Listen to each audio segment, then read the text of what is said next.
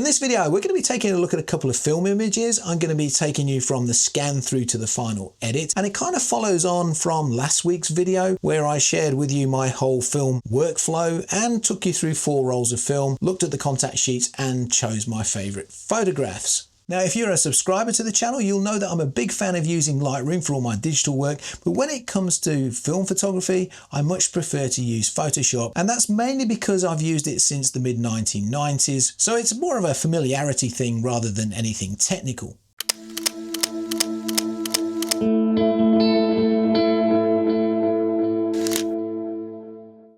So let's take a look at this scan here. This is one of my favorite images from the 4 rolls of film, which I featured in last week's video. It's a very flat scan so that I can retain as much information in the scan as possible to give me the most flexibility when it comes to editing it.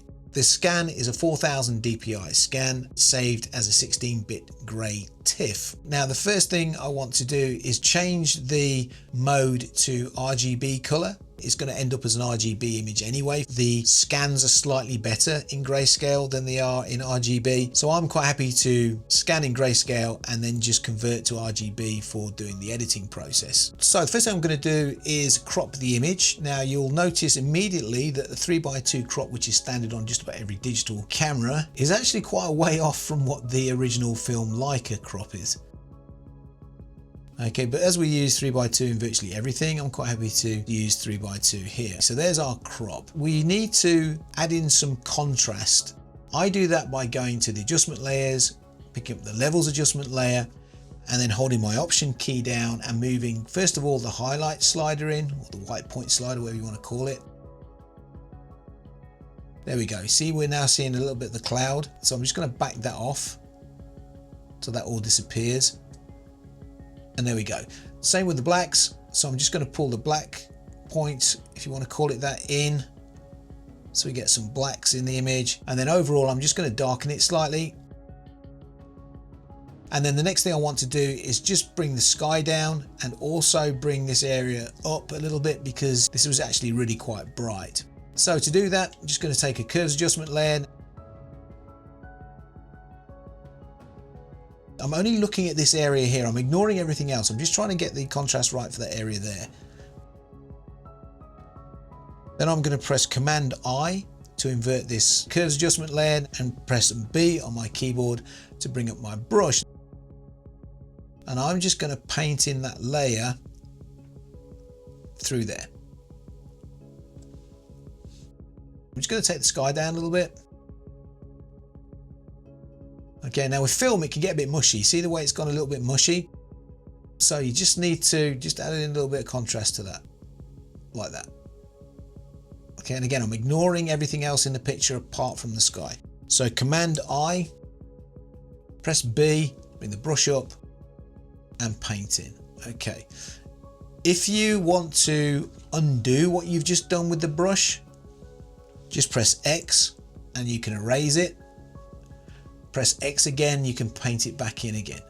Okay, if you find that your brush isn't working, you press D on your keyboard to make sure that over here we have white on black and it will work perfectly. And then if you want to take away your adjustment, press X. If you want to add it again, press X again. Okay, it's fairly, very straightforward.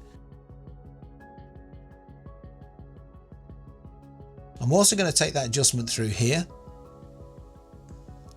so it's balanced.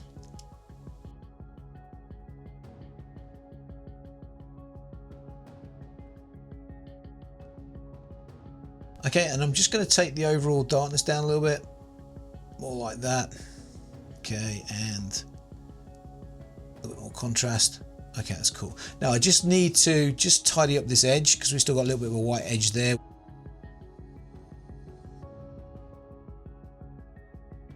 I'm quite happy with that. Now I'm going to spend the next minute or two retouching. With scanners, you can't use dust removal tools when you're actually scanning with black and white because it doesn't understand what grain is and you'll end up with a really weird result. So what I'm going to do is manually retouch all this. To do that, I'm just going to go to the bottom layer and I'm going to be using the remove tool. The remove tool does a much better job when it comes to grainy images.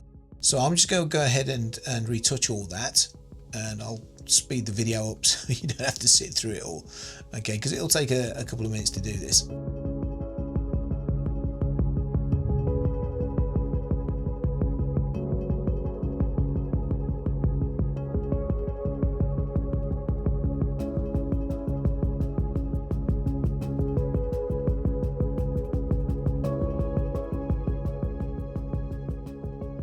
That's kind of it done. I'm just going to do just one last curves adjustment.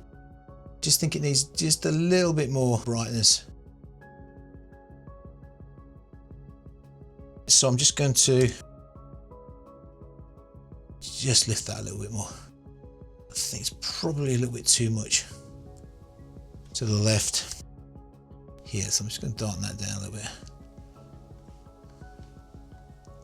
It's important to blend everything in as well so you haven't got any harsh lines. Quite happy with that. And obviously I'll refine it a little bit more when it comes to printing and when it comes to publication, just because once you start soft proofing, that kind of thing, contrast can change a little bit. But for the purposes of this video, this is pretty much done.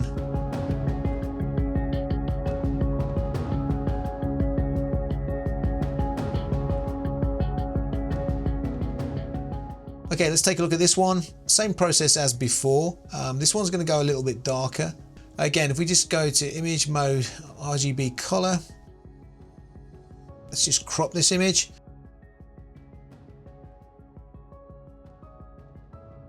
Just want this fence to go through the corner of the frame here. It's quite nice. Just make sure we're straight. Oh man, if I don't get those horizons straight, it's OCD city. Very, very simply, bring up our levels adjustment. In this particular case, we haven't got any problems at the highlight end. Okay, we've got detail almost to the edge of the histogram here. The problem comes at the shadow end, so I'm going to move my black point quite a way in, and now all of this area has come to life. Let me just go to fit. There we go. What I'm going to do here is darken everything slightly. Take our curves adjustment layer, lighten it all up from the mid-tones, Command I, B for the brush, just follow it across.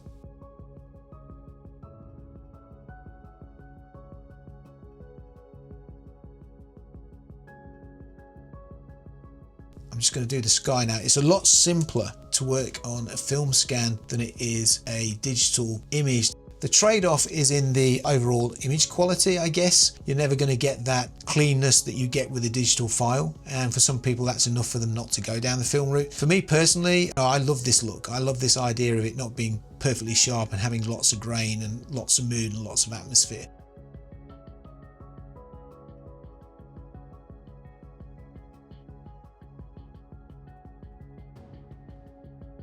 I'm just going to drop that down so I can actually see it. All right, cool. I think it needs a little bit more lift. So all I'm using, curves, levels initially, and then curves. That's all I'm using. Okay, that's better. Command I and B, just pull the area up there. I'm just going to take another curve, just bring that's better. Just wanted to take these areas down. If you go to the layers panel, you can see these are all my adjustments, levels, curves adjustments, just stacked on one on top of each other. And I can go into any of these and change them, and I can change the opacity of any adjustment. There's nothing really too difficult when it comes to getting film scans to look good. It's just literally a little bit of dodging and burning, a little bit of contrast adjustment. Now, just got to retouch it all.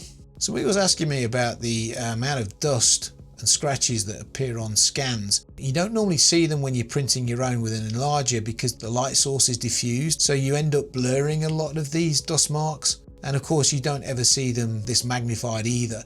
The scan kind of over exaggerates the dust a little bit, I guess. It's one of the downsides to scanning.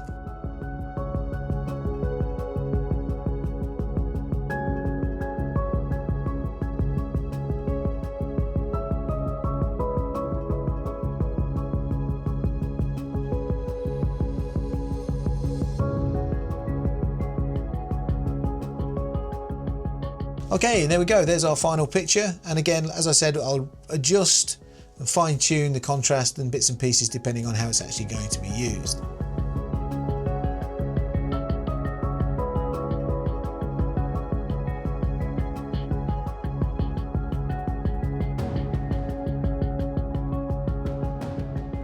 Thanks for watching. If you're interested in last week's video, that will be here. Don't forget to subscribe to the channel, and as ever, I'll see you guys in the comments.